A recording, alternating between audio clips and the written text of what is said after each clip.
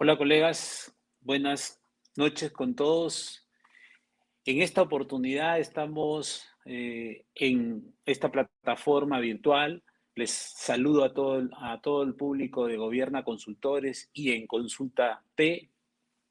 Cuenten en este caso con la presencia de Vlado Castañeda. Yo soy consultor de Gobierna Consultores y especialista en políticas públicas. En esta oportunidad para poder desarrollar un webinar que creo que va a ser del agrado de todos los que puedan estar siguiéndonos y los que seguro van a estar atentos a la publicación de este video. Agradecemos su asistencia. Este webinar lo hemos titulado Mejor salud a un menor precio, desde el punto de vista de la necesidad de promover el tratamiento del cáncer de mama en el Perú. Vamos a tener para ello un desarrollo de la explicación de lo que es esta materia a partir de este evento organizado por Gobierna Consultores en alianza con En Consulta, que es la plataforma que estamos usando para difundir estos temas, y en colaboración con Apoyo Consultoría. En esta oportunidad se presentará el estudio de Apoyo Consultoría titulado Mejor salud a un menor precio, la necesidad de promover el tratamiento temprano del cáncer de mama en el Perú. Este estudio será expuesto por un gran amigo, por cierto, del sector público, ahí lo he conocido y me da gusto presentarlo, a Miguel Figalo, economista, actual director de proyectos de consultoría de economía, de la consultoría económica de Apoyo Consultoría. Muchas gracias por aceptar la invitación. Asimismo, vamos a contar en calidad de panelista con la presencia de la doctora Cecilia Ma, también le he conocido, reciencito ha sido jefa del CIS, ella es médica, cirujana y economista de la salud. Y además, complementando este panel de lujo, va a estar Dunis Catarco Virto, actual directora general de Planeamiento y Presupuesto del Instituto Nacional de Enfermedades Neoplásicas, el famoso INEN. Es médica con segunda especialidad en Gestión en Salud de San Marcos, máster en Ciencia de la Prestación de Servicios de Salud. Muchas gracias, Miguel, Cecilia, Tunisca, por aceptar nuestra invitación y gracias por estar presentes acá. Algunas palabras rápidas para poder tener una escucha activa de todos los que nos están siguiendo. Muchas gracias, Vlado, por la presentación. Como dices, yo ya me desempeño un poco más de, ya casi 3 años en Apoyo Consultoría, pero antes he estado en el sector público. Se Ahí está acoplando, creo. ¿Se acopla? No. ¿No? A ver, tenemos una fallita técnica un ratito. Ya estamos. Vamos ganándole el tiempo. Te voy a dar el pase, Miguel, para que puedas empezar con la ponencia y así vamos a la materia. Creo que eso va a permitirnos entrar en el tema y vamos a darte por un pase de unos 15 minutos para que nos resuman el estudio que han hecho. Perfecto. No sé si ya se puede ver la pantalla. ¿Me confirman? Sí se puede ver, todo. ¿Sí? Perfecto, muchas gracias. Bueno, como decía Vlado, nosotros nos conocimos en el sector público, también con Cecilia, y la verdad es que una de las cosas que uno aprende en el sector público es que muchas veces a pesar de todas las limitaciones que existen, a pesar de todos los problemas que hay, algo se puede hacer, ¿no? Y justamente este trabajo lo que busca es analizar, hacer un breve diagnóstico de la situación del cáncer de mama en el Perú, del tratamiento del cáncer de mama, pero también plantear alternativas de qué cosas se pueden hacer con lo que ya tenemos. Algunas de ellas felizmente ya se está avanzando, claramente. ¿Por qué es relevante hablar del cáncer de mama?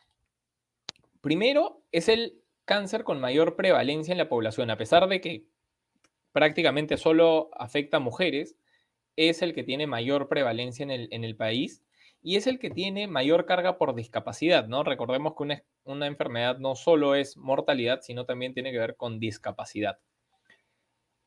Cuando sumamos, digamos, a los economistas nos encantan los números, ¿no? Pero cuando sumamos esto, lo que tenemos es que en el año, cada año, y este es un estudio del MINSA, se pierden 29.000 años de vida saludable. ¿Por qué? Solo atribuibles al cáncer de mama. Y claro, esto es en términos de mortalidad y de discapacidad, pero el cáncer de mama o los efectos de esta enfermedad van mucho más allá. Tiene algunos aspectos más intangibles. El cáncer de mama suele atacar la dinámica familiar, genera estrés en la persona, ¿no? en el paciente, lo que compromete también su salud emocional. Tiene un impacto en los hijos, ¿no? La madre se ve muchas veces afectada y el hijo comienza a pensar qué es lo que va a pasar con su mamá, y eso tiene efectos también en su desempeño, por ejemplo, en la escuela u otros aspectos de su vida. Y otro punto que es importante, algo que pasa generalmente con todas las patologías, y el cáncer de mama no es la excepción, afecta más a niveles socioeconómicos de menores ingresos. No es cierto que el cáncer afecta igual a todos, porque no todos tienen la misma capacidad de atenderse, la misma capacidad de acceder a un tratamiento, y mucho menos la afecta igual. Una vez incluso que accede al tratamiento, una familia con menores recursos va a tener, además de la preocupación de la enfermedad en sí misma, la preocupación económica, ¿no? De la carga que genera esta enfermedad. Y claro, para cuando vamos al análisis del tratamiento, vemos que tenemos una oferta limitada, ¿no? Cuando vemos, lo primero es que vemos dónde están los institutos, establecimientos especializados. Tenemos el INEN y los IRENES, ¿no? Norte, Centro, Sur, que es una buena estrategia para tener ciertos establecimientos altamente especializados en el tema de tratamiento del cáncer, pero solo el INEN es hasta ahora el que funciona al 100%. Entonces, hay una carencia de establecimientos altamente especializados que puedan cubrir todas las necesidades de los enfermos, y por eso hay mucho traslado de pacientes a Lima. Lo que, imagínense, en la pandemia fue terrible porque con todas las limitaciones o restricciones de movilidad, claramente los pacientes se vieron afectados. Y segundo, tenemos una limitación en el capital humano y físico, ¿no? Diríamos los economistas. Primero, en la cantidad de médicos que tenemos. No tenemos, si analizamos las distintas especialidades o algunas especialidades vinculadas al tema de oncología, no hay suficientes especialistas en ninguna. Por ejemplo, los cirujanos oncológicos, ¿no? Son más o menos 5.6 por millón de habitantes, y casi el 80% están en Lima, ¿no? Fíjense aquí la cantidad no sé si puede, aquí está, la cantidad de participación que hay en Lima y Callao. Muchos de estos médicos, que además son pocos, están concentrados en la capital, lo que hace que al final hayan muchas regiones que ni siquiera tienen médicos especializados en el tema del cáncer, y en el tema específico del cáncer de mama tampoco. Y además tenemos que tampoco hay necesariamente equipos, ¿no? Y acá es un ejemplo, ¿no? ¿Cuántos equipos de radioterapia hay? Bueno, tenemos 0.3 equipos por cada millón de habitantes. Esto es muy lejanos a los estándares internacionales, que nos hablan de 6 equipos por millón de habitantes. Y de nuevo, más de la mitad están en Lima y Callao, lo que nos lleva a 20 regiones del país que no cuentan con ningún equipo. Entonces, claramente hay poca oferta para atender a todos los pacientes que hoy tenemos. Y además, uno de los efectos de esta menor oferta es que justamente dificulta el acceso al diagnóstico de cáncer de mama y al diagnóstico oportuno. Cuando vemos las cifras y las distribuimos según estadios, ¿no? Siendo el primer estadio el más temprano de la enfermedad y el último el más tardío, vemos que muy poco porcentaje, ¿no? De los pacientes son diagnosticados en el primer estadio de la enfermedad. Claramente ha ido subiendo y eso es algo positivo. Hay planes del Estado, hay un plan nacional de tratamientos de cáncer, cosas positivas, se ha avanzado. Vino hace ya años el plan Esperanza, que ha hecho dotado de mayores recursos, y hay un avance, pero todavía es poco.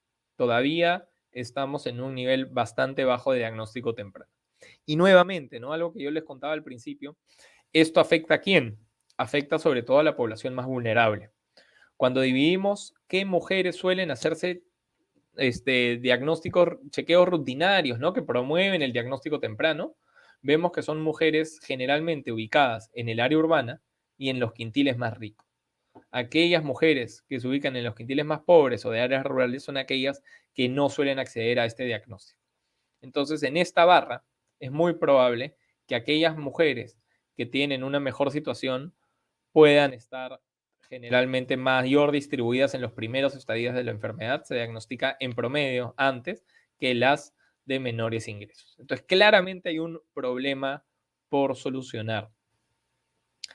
Y es un problema claramente social, como hemos visto, es un problema que tiene que ver con la vida y es un problema que como vemos, no, o sea, hablar de diagnóstico temprano en cáncer de mama significa hablar de una enfermedad básicamente curable, ¿no? La tasa de mortalidad de los pacientes que están en estadios 3 y 4 versus los pacientes que están en estadios tempranos 1 y 2 es 6 veces mayor.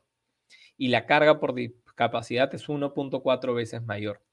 Eso quiere decir que no solo, digamos, ya hay ya una motivación solo por el hecho de ver la vida y la calidad de vida que nos debería estar preocupando y motivando para lograr que esta proporción de mujeres que son diagnosticadas en estadios tempranos aumente en el tiempo. Pero acá es cuando viene mi rol de economista. Y lo que hemos encontrado también es que no solo, ya debería ser suficiente, como dije, pero no solo es un tema de mejorar la vida y la calidad de vida. Hay también un tema de costos, hay un tema económico de fondo. Nosotros lo que hicimos es calculamos los costos directos e indirectos por cada paciente atendido en los distintos estadios. ¿Cuáles son los costos directos? Los costos del tratamiento en sí, de los medicamentos, de la quimioterapia, de la hospitalización, el costo que asume también el paciente muchas veces por desplazarse, por ir al centro de salud, etcétera, etcétera. Todos esos costos son los costos directos del tratamiento. ¿Y cuáles son los costos indirectos del tratamiento? Los costos indirectos del tratamiento tienen que ver con tienen que ver con los costos que suponen la mortalidad y la morbilidad para la economía. Claramente hay mucha valoración intangible aquí que no podemos hacer. Claramente la vida es difícil o imposible ponerle un valor, pero lo que sí podemos saber es cuánto se pierde de productividad por una vida. Claramente es una cota inferior de todo lo que podría valer una vida, pero es algo que podemos medir. ¿Cuál es el efecto en productividad? Y de esa manera nosotros calculamos costos directos e indirectos de los pacientes en cada uno de estos estadios. Cuando vemos los costos directos, vemos claramente que el estadio 1, fíjense, tiene alrededor de 30.000 soles por paciente versus el estadio 4 que tiene 188.000 soles por paciente. Y cuando sumamos, vemos los costos indirectos, que son estos costos, digamos, de productividad, porque la persona está enferma y no puede trabajar, no puede aportar a la economía. Claramente hay un valor más, como dije, pero si solo vemos el tema de productividad, vemos que también una persona de los estadios tardíos, suele tener mayores costos, mayores pérdidas, porque claramente está más tiempo hospitalizado, más tiempo fuera de su actividad, y no es, digamos, una persona que genera productividad. En cambio, el del estadio temprano es una persona que, si bien hay una pérdida de productividad porque claramente necesita recibir un tratamiento, es bastante menor. ¿De cuánto estamos hablando? Bueno, un paciente de estadio 4, para tratarlo, genera costos de 10.5 veces más que el del estadio 1. Entonces, claramente, mientras más temprano uno atiende al paciente, es también más barato.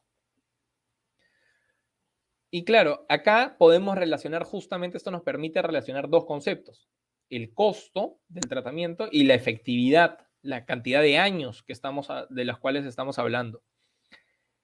Y este cuadro nos permite hacer esto.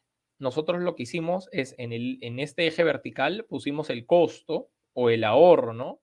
El costo negativo, que es el ahorro. Y en el eje horizontal, mientras más abajo, más ahorro. Y en el eje horizontal lo que pusimos es los años de vida ganados. Mientras más a la derecha, más años de vida ganados. Y comparamos todo versus el estadio 4, el último estadio. Es decir, el último estadio, por eso está aquí en el centro, ¿no? Porque no hay variación con respecto al último estadio. ¿Cuánto se ahorra y cuánto se gana si en vez de a un paciente lo recibimos en estadio 4, lo recibimos en estadio 3? Bueno, se ahorra casi 50, un poco menos de 50.000 soles y se gana como casi 5 años de vida saludable. ¿Qué pasa si recibimos ese paciente en estadio 2 en vez de en estadio 4? Bueno, el ahorro es un poco menor por temas de cómo es el tratamiento, pero la ganancia en vida ya no es casi 5, sino es casi 10 años de vida saludable. ¿Y qué pasa si este paciente lo recibimos en el primer estadio? Está aquí, fíjense. El ahorro es más de 150.000 soles por paciente y la ganancia de vida ya estaría llegando a los 15 años de vida saludable. Entonces, claramente es mucho más barato, es más, ahorra dinero tratar a un paciente en estadio temprano y además es mucho más efectivo, mucho más beneficioso en términos de su salud, en términos de los años de vida saludable que gana esa persona. Si nosotros haciendo un ejercicio y pensando, digamos, en algún país que lo hace bien en la región y pensando en Uruguay, si nosotros tuviéramos o diagnosticáramos, digamos, de igual manera que Uruguay, tuviéramos la proporción de pacientes diagnosticados en estadio 1, 2 y 3 que tiene Uruguay, lo que tendríamos es que al año se ahorrarían más de 30 millones de soles y se generarían 780 años de vida saludable en las mujeres. Es más, es decir, mejor salud a un menor precio. ¿Y cuánto significa estos 32 millones de soles? Bueno, nosotros lo que vimos es, ok, siempre es digamos, por lo menos por ahora, en el corto plazo, es una utopía pensar que vamos a tener a tantas pacientes en los estadios tempranos. ¿Qué podemos hacer con los pacientes que están en estadio tardío? Bueno, quizás podemos encontrar otros tratamientos que puedan generarles a un mayor costo, pero generar mayor años de vida saludable, incrementar la cantidad de años de vida saludable. Y nosotros justamente hicimos esa medición. ¿Cuáles son estos en el estadio 3, por ejemplo, los costos que tienen con respecto al esquema base de quimioterapia, los costos que tiene de añadir ciertos medicamentos, trastuzumab, pertuzumab y adotrastuzumab, y cuál es la ganancia en años de vida saludable? Y lo que vimos, lo que nos muestra esto, es que si, por ejemplo, en este ejercicio que nosotros hicimos, si añadimos, digamos, si innovamos y innovamos, en este caso, incluimos el adotrastuzumab, por ejemplo, y comenzamos a incluir estos medicamentos innovadores, lo que tendríamos es que nos costaría 30 millones de soles, ¿no? La adopción lo vimos para cada uno de los estadios, pero la adopción de innovación en los estadios 2 al 4 costaría 30 millones de soles y generaría 510 años de vida saludable adicionales. Es decir, con este ahorro podemos financiar toda la innovación que necesitamos y ganar aún más años de vida saludable. Y esto me lleva a un último punto que quiero casi como picar un poco el bichito, la intervención de los panelistas, pero me lleva a un último punto, que es el presupuesto. Claramente falta presupuesto público. No tenemos suficiente presupuesto. Aquí cogí el del 2019 para no hablar de COVID. No tenemos suficiente presupuesto público para atender y para diagnosticar a todas las pacientes que quisiéramos, en general, de todos los tipos de cáncer. Y en realidad, de la parte no ejecutada, ¿no? Cuando uno suma la cantidad no ejecutada entre tamizaje, diagnóstico y tratamiento, se da cuenta que en verdad es 11% del total. Hay una pérdida de presupuesto, pero no es tanto. Y es además un nivel de ejecución que se mantuvo incluso durante la pandemia. Pero si hacemos doble clic y vemos dónde está la mayor parte de este dinero que no se ejecuta, vamos a ver que el porcentaje es mucho más alto cuando hablamos de bienes, de suministros médicos en general, ¿no? No solo temas medicamentos, pero también materiales, dispositivos médicos y otros. La compra de bienes e insumos resulta relativamente más complicado en la ejecución del presupuesto de las instituciones públicas. Entonces, acá también el estudio no abordó las razones de esto, pero sí, como decía, para motivar un poco a los panelistas que están más directamente involucrados con esto, sí creo que hay un reto todavía por cumplir, ¿no? Es verdad que falta dinero, pero hay dinero que se tiene que se termina no ejecutando, ¿no? Y esto es importante también ponerlo sobre la mesa y llevarlo a la discusión pública. Solo 3 ideas claves para terminar la presentación, para que creo que son las 3 ideas que he tratado de transmitir.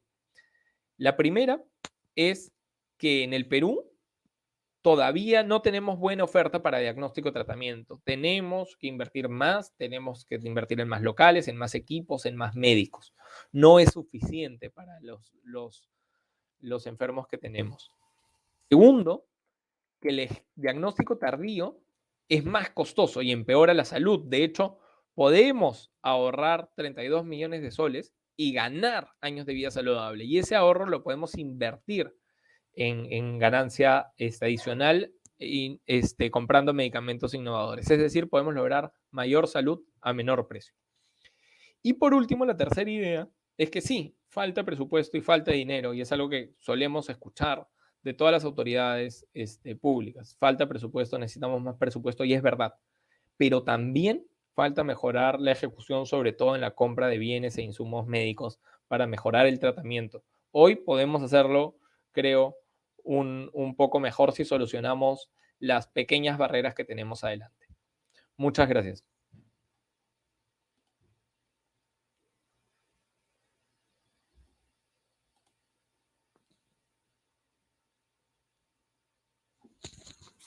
Gracias, Miguel.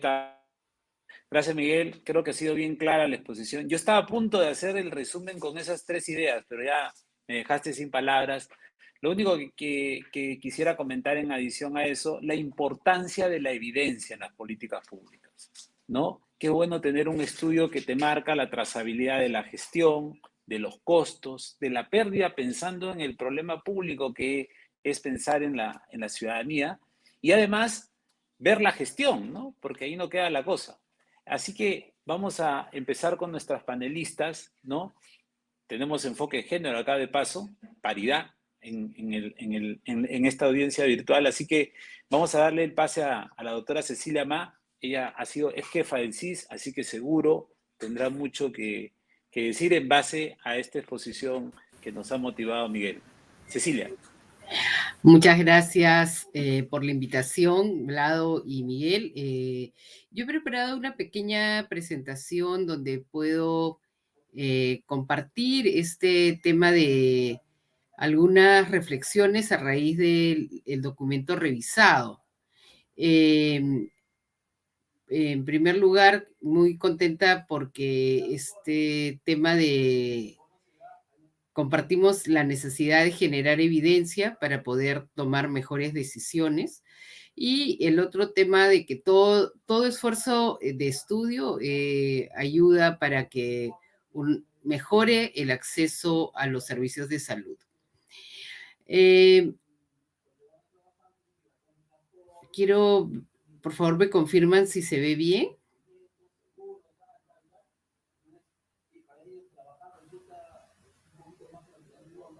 ¿Se ve bien? Sí, se ve bien. Ok. Lo primero, ya como lo habían mencionado en la presentación, yo he tenido la suerte y la oportunidad de dirigir el Plan Esperanza por 3 años. Y el enfoque es un enfoque especializado y un enfoque de salud pública. Yo creo que es muy importante el tratamiento de cáncer, pero también el tamizaje y detección temprana, como ya lo mencionó Miguel. Entonces, hay 2 aspectos adicionales que se tienen que analizar, que es la protección efectiva y los determinantes sociales y ambientales que son necesarios con un enfoque de salud pública, ¿no? Entonces, cuando uno tiene la mirada global, tiene que abordar cosas de corto plazo, mediano plazo y largo plazo. El tema del tratamiento de cáncer es importante, pero es una parte de todo el problema. En la parte de asignación de recursos, justamente cuando me tocó dirigir el Plan Esperanza, uno de los grandes desafíos es a dónde le asigno más recursos. Claramente, si estamos poniendo todo en tratamiento, nos queda menos dinero porque los recursos son limitados, como todos los economistas tienen claro, y sí tienes que aumentar recursos o reasignar recursos para promoción y prevención, tamizaje y diagnóstico temprano, diagnóstico definitivo y estadiaje. Yo creo que en el cáncer, en particular en el cáncer de mama, el diagnóstico definitivo y estadiaje es una categoría muy importante porque define el tipo de tratamiento que va a tener. Y finalmente, cuidados paliativos, que también es relevante al momento de abordar sobre todo el cáncer avanzado, que representa entre el 40 y 45% de los diagnósticos, ¿no? Estadio 4, entonces hay algunos que van a calificar para cuidados paliativos. Hay dos estudios que me parecen importantes recordar a la audiencia, la situación de cáncer en el Perú, el ACIS 2013 que hicimos en el marco del Plan Esperanza, y uno reciente, situación de cáncer en el Perú, ACIS 2018.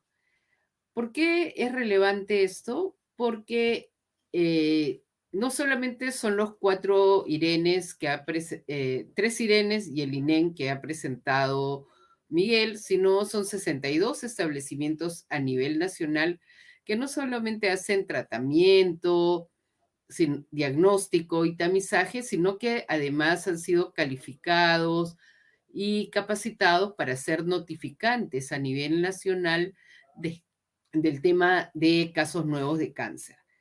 ¿Por qué es importante? Este trabajo lo empezamos con el Plan Esperanza y fue liderado por el INEN.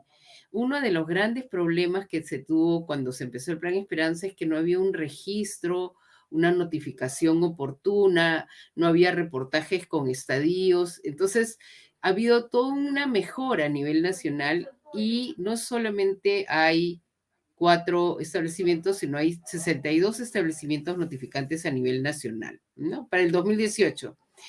El 2019 me parece que aumentaron algunos y están en todas las regiones. Aquí está la fuente y todo el reporte.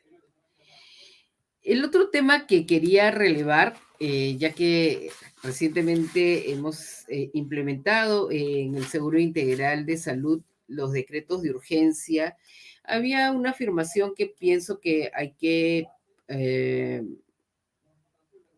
mejorar en el informe, donde hablan que hay brechas de aseguramiento en salud.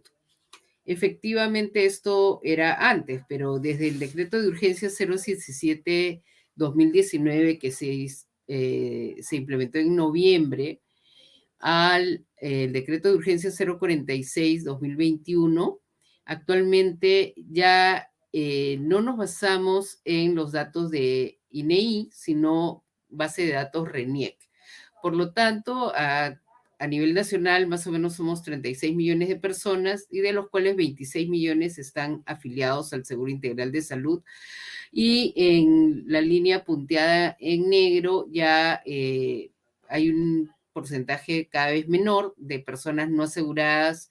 En el último reporte eran más o menos 304,000 personas. Básicamente confluían personas de poblaciones indígenas, amazónicas, zonas altoandinas y recién nacidos que por distintas razones no habían recibido un documento nacional de identidad.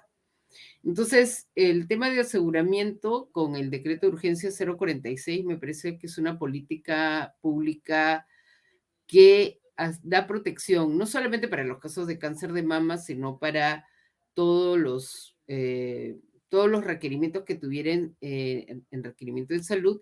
Y el DU 046 en particular amplía el aseguramiento para enfermedades de alto costo que está incluido el cáncer de mama, ¿no?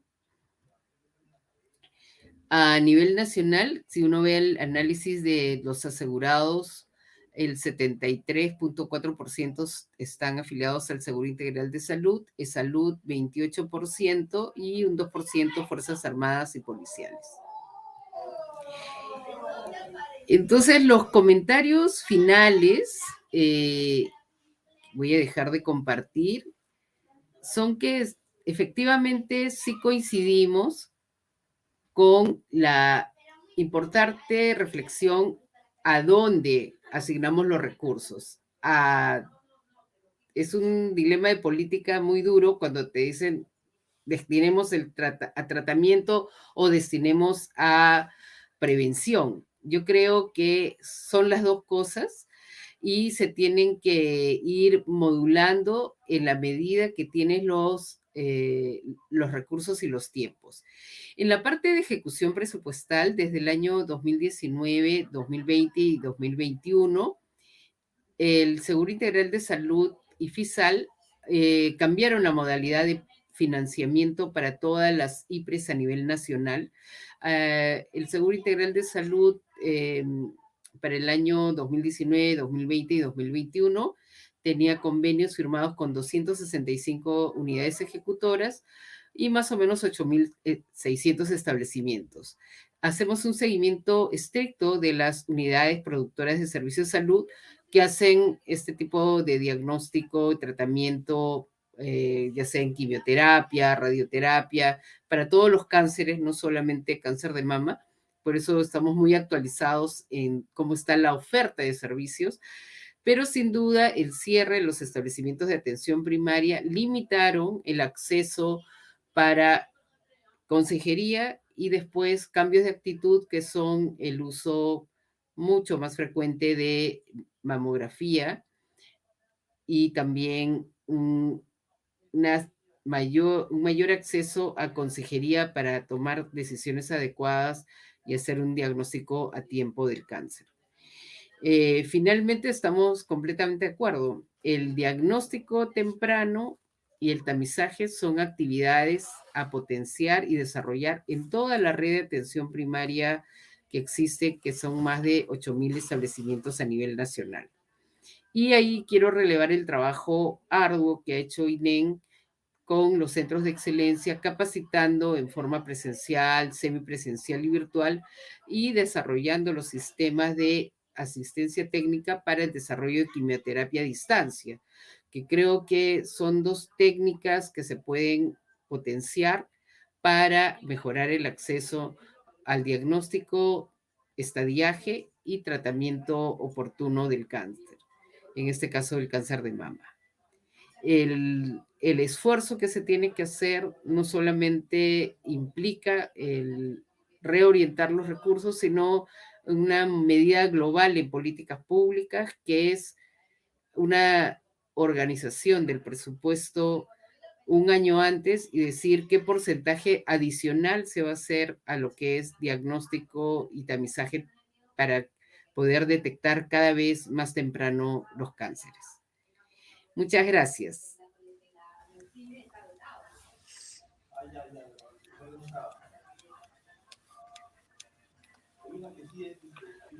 Gracias, doctora Cecilia Ma. Creo que el esfuerzo que hacemos de opinar también sobre los estudios es importante. El relevar desde la cuestión práctica la evidencia que nos ha compartido ahora Miguel con el esfuerzo que hace Apoyo Consultores es importante.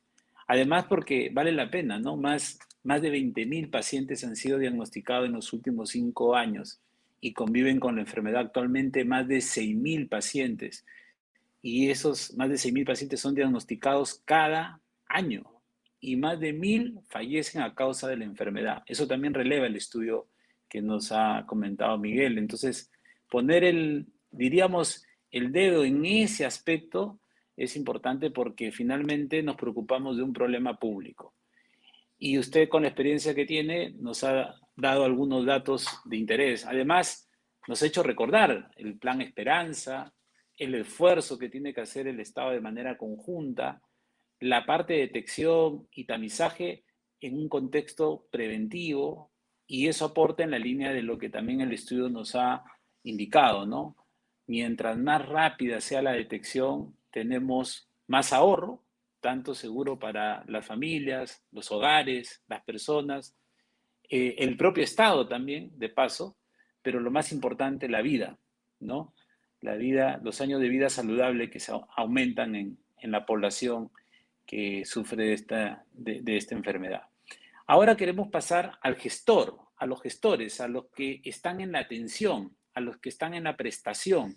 En ese contexto, quiero invitar a la doctora Tunis Catarco, como decía ella, por la experiencia que tiene siendo directora de planeamiento y presupuesto del INEN, seguro que tiene mucho que contarnos a la luz de lo que motiva el estudio, ¿no? La parte de gestión, desde una IPRES que es reconocida en toda Sudamérica por la calidad y la capacidad técnica de todos sus especialistas y la capacidad de gestión que yo reconozco en la gestión que ellos están siguiendo ya desde hace varios años, ¿no? Con el doctor Paya, a quien le mando un saludo especial.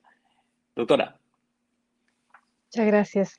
Buenas noches con todos y todas. Encantada de emitir unos comentarios, unas reflexiones en relación al estudio que la verdad es bastante interesante, no solo por el impacto que genera el cáncer de mama al afectar a una mujer que afecta directa e indirectamente a toda su familia, ¿no? Y a una siguiente generación. Creo que este tema es bastante importante y más aún con toda la evidencia y los datos, poder emitir algunos comentarios y reflexiones en aras siempre de mejorar y poder contribuir a que se pueda hacer más con menos, ¿no? Me quedaba un poco con la tercera pregunta que nos presentó Miguel de si falta presupuesto, pero que también falta mejorar ejecución. Una pregunta, como dice, tentadora para mí que estoy en la gestión de servicios y más aún en la gestión de servicios oncológicos en los últimos años. Y es cierto, habíamos visto en el estudio, por ejemplo, que en el año 2014 se había asignado 52 millones de soles para el tratamiento de cáncer y en el año 2014 éramos 11 millones de personas aseguradas. Sin embargo, en el año 2021 tenemos, de acuerdo al estudio, 67 millones de soles asignados para este mismo fin, tratamiento oncológico, pero resulta que somos 25 millones de asegurados, o 26, como nos decía la doctora Ma. Nuestra población asegurada se ha incrementado en más de 100%, pero el presupuesto en este caso, en el rubro específico para el tratamiento, no se ha incrementado en más del 30%. Es un tema porque sin duda cada día nos reta a tener que hacer más con menos presupuesto. Las demandas de los pacientes son crecientes y aún ahora que se están reabriendo los servicios en general, aunque en el INEN nunca paró, siempre hemos atendido incluso durante pandemia, la demanda y la sobredemanda cada día es mayor y tenemos aún presupuestos limitados, aunque no puedo negar que también tenemos retos en ejecución que cada día nos plantean a tener que ser más ingeniosos y tener que afrontar situaciones, muchas de ellas que dependen internamente de la gestión institucional y otras que dependen de factores externos. A esto quería sumar también como comentario que actualmente, de acuerdo a la consulta amigable del MEF, en el Ministerio de Salud se maneja 2.000 millones de soles en la específica de gastos relacionados a suministros médicos, de los cuales en general en medicamentos se tiene 771 millones y en insumos 1.100 millones. ¿A qué quiero llegar? A que cuando hablamos de gasto eficiente y de presupuesto necesario, vemos que tan importante como el presupuesto en medicamentos es el presupuesto que se asigna y que se gasta en insumos. Incluso más, se gasta más en insumos, y en insumos me quiero referir a material médico, dispositivos, reactivos, todo aquel material que no es medicamento y que soporta la atención a través de los exámenes de apoyo al diagnóstico, laboratorios, incluso otras pruebas, ¿no? Que en cáncer realmente muchas son bastante especializadas y bastante caras. Entonces veíamos que se maneja en términos generales 770 millones de presupuesto entre MINSA, CENARES y otros hospitales e institutos, y que es cierto, tiene una ejecución bastante limitada, digamos, un poco limitada a la fecha, pero que también es una magnitud bastante grande, ¿no? A diferencia del INEN, en el INEN gestionamos 73 millones de soles en medicamentos y 100 millones en insumos, pero la diferencia que tenemos con CENARES y mi INSA en general es que nosotros lo tenemos en donaciones y transferencias. Es decir, este presupuesto de no ejecutarse en algún momento al 100% no se devuelve al Estado.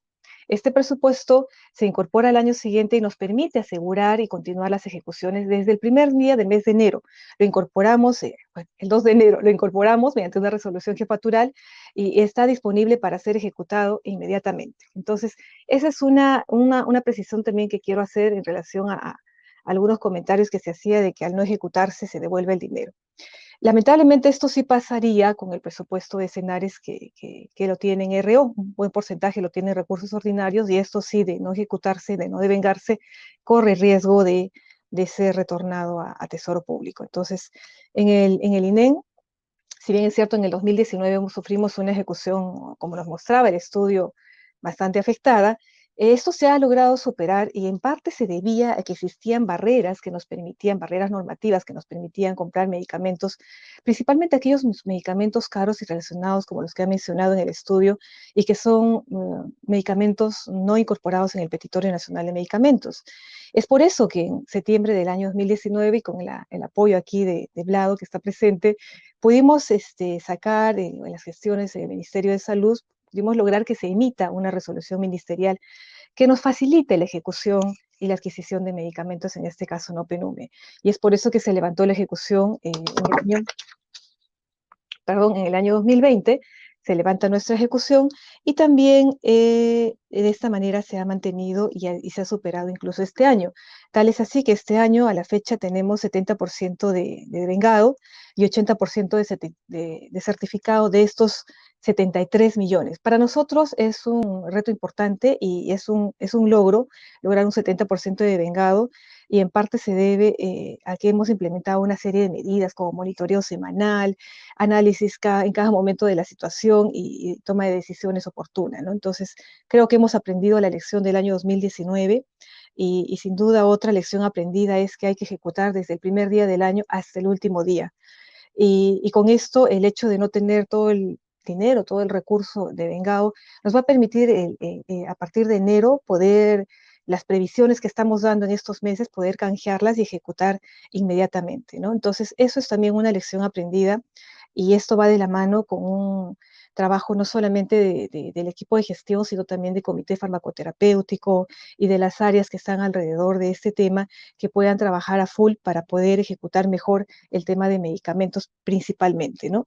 Además de superar el tema del normativo, como les había comentado, se emitió la RM 862 el año 2019, con eso hemos mejorado nuestra ejecución y ahora el reto se plantea de plasmar esto en algo ya no temporal, sino en algo definitivo, mediante el reglamento de la Ley Nacional de Cáncer, que también lo estamos proponiendo y poniendo a consideración. Otra lección aprendida que quisiera compartir es que debemos tener no solamente las normas que nos faciliten, sino también con plazos que sean aplicables para nosotros, para las IPRES, para las IAFAS, para Senares, para INS, para Digemit, porque hay muchos actores involucrados en la ejecución de medicamentos y de insumos. Entonces, eso es un tema que también deberíamos asegurar para no estar con estas alertas de limitada ejecución que sin duda nos afecta a todos y también a la población se hace sentir mal en la medida que tiene alta necesidad y ve que no se ejecuta el gasto, ¿no? Ese era el punto en relación al tema de presupuesto y de financiamiento. Y sí, es cierto, el estudio nos había demostrado que al tratar a un paciente en estadio 1, definitivamente ahorrábamos no solamente 15 años de vida saludable, sino también 163,000 soles por paciente versus si lo trato en un estadio 4. Y esto es un tema que si lo multiplicamos por el número de pacientes que vienen cada año en estadio 1 o en estadio 4, obviamente nos generaría una gran oportunidad de invertir en detección temprana, además de los tratamientos. Y es por eso que habíamos calculado, por ejemplo, con un paciente que ahorrara 163,000 soles al haberse diagnosticado y tratado en estadio 1 versus el estadio 4, puedo lograr 1,000 paquetes de mamografía, ecografía y consulta a costo total, según el tarifario del INEN, o 2,300 paquetes de mamografía, ecografía y consulta si consideramos solamente el costo variable. O sea, lo que se puede lograr con lo que ahorremos en que las pacientes lleguen en estadio temprano y se diagnostiquen en estadio temprano y se traten en los estadios tempranos, es increíble lo que se puede lograr para más personas, para que puedan tener más acceso a estos servicios, ¿no? Y en el supuesto lográramos estos ahorros y tuviéramos más financiamientos, el siguiente reto es, ¿y cómo logramos acercar a la gente y que llegue en estadios iniciales, ¿no? Por lo menos uno o dos, y que no llegue en estadios avanzados? Este reto que en algún momento analizábamos a nivel institucional, desde la alta dirección, creo que ahora se hace más complicado porque existe una alta carga de pacientes que durante la pandemia no han accedido oportunamente a su diagnóstico y que se van a incrementar en el número de pacientes que van a venir en estadios más avanzados de la enfermedad. Entonces, igual el reto está para incrementar como Estado, como país, la capacidad de respuesta para la atención, principalmente para el diagnóstico. Y quisiera poner un ejemplo en relación al estudio. Por ejemplo, nos señalaban la brecha de mamógrafos, ¿no? Se estima, y ahí según el estudio nos dicen que tendríamos una brecha de 153 equipos de mamografía. Igual habíamos hecho algunos cálculos estimando que más o menos la población de mujeres en riesgo que requerirían hacerse la mamografía en un año estaría en alrededor 3 millones de mujeres, y de acuerdo a la capacidad de producción de un equipo mamógrafo que está entre 6.000 a 8.000 mamografías al año, necesitaríamos aproximadamente 500 equipos mamógrafos, o sea, no solo los 153, sino 500 menos más de 100 que ya tenemos, por lo menos una brecha de 390 equipos mamógrafos. Esto en alguna medida ya se ha estimado y ya se ha identificado como brecha en el Plan Nacional de Cáncer, aprobado recientemente el año pasado. Sin embargo, el reto está más allá de la brecha en cómo hacemos para que se haga realidad. Y el hacer realidad pasa por tener financiamiento y por tener organizado el sistema para poder ejecutarlo. Y a diferencia de medicamentos, es también bastante complejo el ejecutar o el lograr incrementar el número de equipos en los servicios de salud. Como ejemplo, veíamos el tema de mamógrafos, si tuviéramos esa brecha de 300 o 200 mamógrafos que tendríamos que adquirir, incluso si lográramos tener el financiamiento, pasa por una serie de normas internas del ministerio que tiene que estar en el plan de equipamiento inscrito el año anterior, que tiene que estar en el plan multianual de inversiones inscrito en febrero del año anterior, y que tiene que haber estado asignado con un presupuesto para que luego le puedan dar presupuesto adicional. Entonces, y que luego hay que hacer un IOAR o una inversión.